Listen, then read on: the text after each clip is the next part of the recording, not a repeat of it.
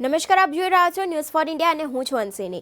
Gujarat university ખાતે જેએલએફ ચાલી રહ્યો છે, જેમાં આજે એક ખાસ કાર્યક્રમનું આયોજન કરવામાં આવ્યું હતું, જેનું શીર્ષક હતું મીડિયાનું ભવિષ્ય અને ભવિષ્યનું મીડિયા। આ ચર્ચામાં વરિષ્ઠ પત્રકાર રોનક પટેલ, નિર્ણય કપૂર, ગોપી મણિયાર તથા જપન પાઠક વચ્ચે સંવાદ ચાલ્યો હતો, જેમાં ખાસ કરીને મીડિયાના સમાચારોની ખરાઈ, આવનારા ભવિષ્યમાં સોશિયલ મીડિયા તથા આર્ટિફિશિયલ ઇન્ટેલિજન્સનું પ્રભુત્વ અને ખાસ કરીને પત્રકારોએ સતત અપડેટ રહેવાની વાત પર ભાર મુકાયો હતો। આ અંગે ન્યૂઝ ફોર ઇન્ડિયા સાથે વરિષ્ઠ પત્રકાર રોનક પટેલે વાત કરી હતી। આવો જોઈએ રોનકભાઈ શું કહી રહ્યા છે।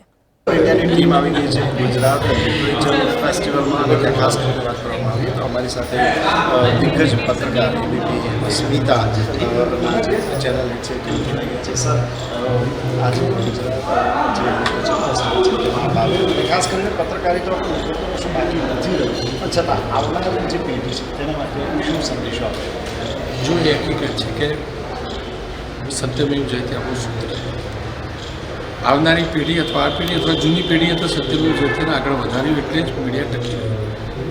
એ જ નારાને પકડી રાખીશું, આપણે સત્યની સાથે રહીશું તો પડકારો ગમે એટલા આવશે, ટેકનોલોજીના પડકારો આવશે, જેટલા પણ પડકારો આવશે, મીડિયા એની વિશ્વાસનીયતા નહીં ચૂકાય, નવા લોકો પેશન સાથે કામ કરશે, સત્યની જોડે રહેશે તો ક્યારે કોઈ તકલીફ બિલકુલ સર, બીજું એક છેલ્લું પૂછવા માંગીશ કે જે રીતે એઆઈની વાત કરી કે હવે કદાચ માણસોને રિપ્લેસ કરે, પત્રકારો માટે કોઈ ખરા એવું લાગી રહ્યું છે ટેકનોલોજી હાવી થઈ શકે માણસો ઉપર? ટેકનોલોજીના કારણે હકીકત છે કે નોકરીઓ ઘટશે, ટેકનોલોજી કમસે કમ આપણા ક્ષેત્રમાં ઘટશે, વધશે નહીં। સપોઝ એઆઈ એન્કર આવે તો નેચરલી ઘટી જાય।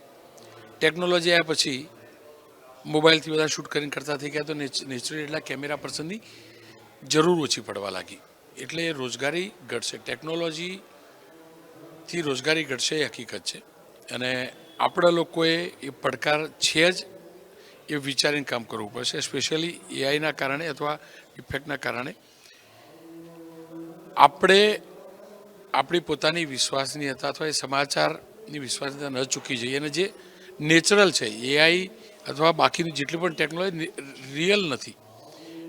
માણસનું બ્રેન એ રિયલ છે, પેલું માણસે બનાવેલું બીજું બ્રેન છે, એટલે ટેકનોલોજીનો દુરુપયોગ ન થાય અને આપણે ટેકનોલોજીના ગુલામ ન થઈ જઈએ એ ધ્યાન રાખવું પડશે। બિલકુલ સર, આપ અમારી સાથે જોડાયા અને આપનો કિંમતી સમય અમને આપ્યો તે બદલ આપનો ખૂબ ખૂબ આભાર।